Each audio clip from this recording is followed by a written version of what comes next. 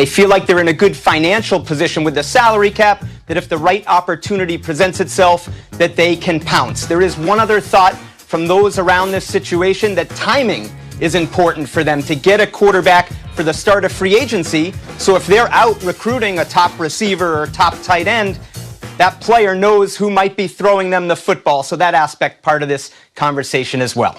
I underlined that part of it, even though I was reading it digitally, because, and that was a joke. But the reason I did is because that would suggest that Mac Jones is not what you were thinking, that everyone is putting Nick Saban and Bill Belichick together, and maybe we're getting 5, but we're all thinking that makes all the sense in the world, but that's not something that they could do between now and the beginning of free agency. So I lost you there for a second, Greeny, but I would say this. In 21 years covering Bill Belichick, I don't think you can rule anything out. And something caught my eye from last Friday. The Patriots were one of 17 teams at Trevor Lawrence's pro day. Now, they're not going to get Trevor Lawrence, but here's why that stood out to me.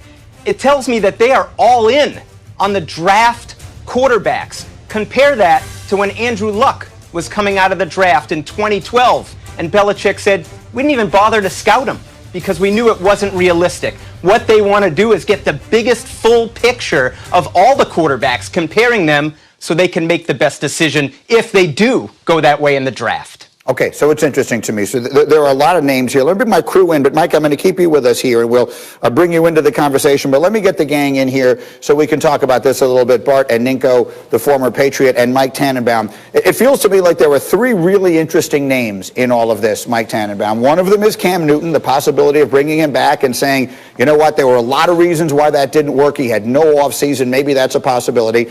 Mac Jones is another name that people are going to associate him with there. And because Mike Reese couldn't hear me, I didn't want to ask him a question in case he couldn't. But in his column, he mentions the name Marcus Mariota as a possibility of someone that the Patriots he could see potentially bringing in, along with Jimmy Garoppolo. Of those options, Mike T., which do you think, knowing Belichick as you do, seems the likeliest?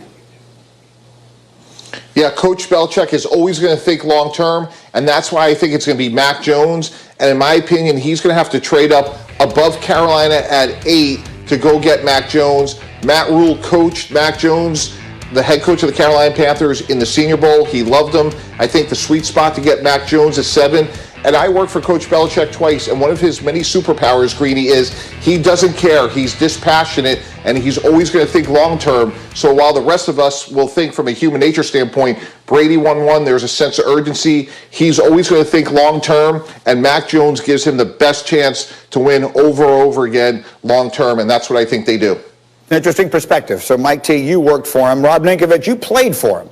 What is your sense of the likeliest route that Bill goes now, looking at the quarterback, looking at Brady down there with another ring and who knows how many still to come? What do you think Bill does?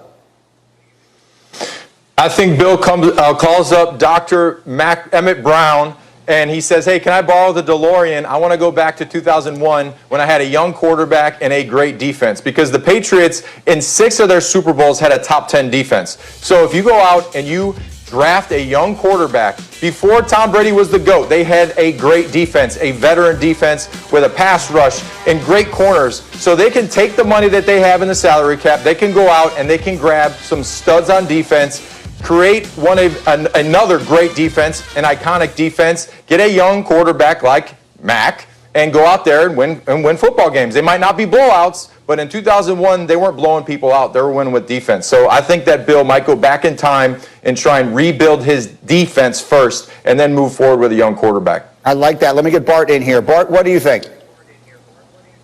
Well, he can go back in the hot tub time machine all he wants, but guess what? When he comes back with that great defense, he's going to be in the future, and the future is offense. That's how you win in this league. Yes, you win championships with defense, but how crazy is this? Last year, they were telling us that Jarrett Stidham was the guy. What happened to that guy? And I think that you think about Cam Newton. I think Cam Newton feels more comfortable going back with Ron Rivera in Washington when he looks at that team was a playoff team in a division in which they don't have anybody that's a viable threat. We don't know who's going to play quarterback within that division. So you look at, it's crazy that the New England Patriots are the team with money that nobody wants to take.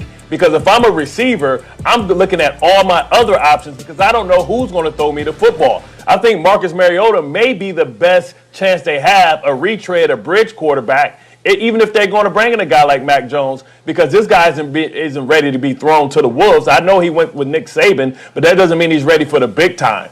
So I think, you think about the Patriots and how ironic it is that Jarrett Stidham was a guy, now he's not the guy, and how they have to win with defense, but they have an aging old roster. You think about the McCourty twins, they're 33 years old, Greeny. They have to start a rebuild in a division when everybody has a young quarterback, whether the Jets hold on to Sam Darnold or not. Let me bring Reese back into the conversation, Mike, assuming you can hear me, because there are two veterans that you have brought up multiple times. One was Mariota, and the other, of course, is Jimmy G. Give us a quick rundown on the likelihood or the way those things could happen if that's what Bill wants. Definitely, Greeny. I think if you contrast it, I mean, Jimmy G, is San Francisco even going to be willing to trade him? Mariota, why it's a more realistic option is they have Derek Carr, and Mariota is sort of makes their salary cap situation tight. And Mike Mayock, their general manager, says, we need to improve our defense. We don't have a game-breaking player on defense who can alter the game. So there could be motivation for them to trade Mariota, get that cap space to improve another part of their team. And the Patriots have the quarterback need. Mariota could be the perfect bridge. Okay, that's a really interesting one. Again, I recommend Mike Reese's column on ESPN.com if you're interested. Bart, final word, go.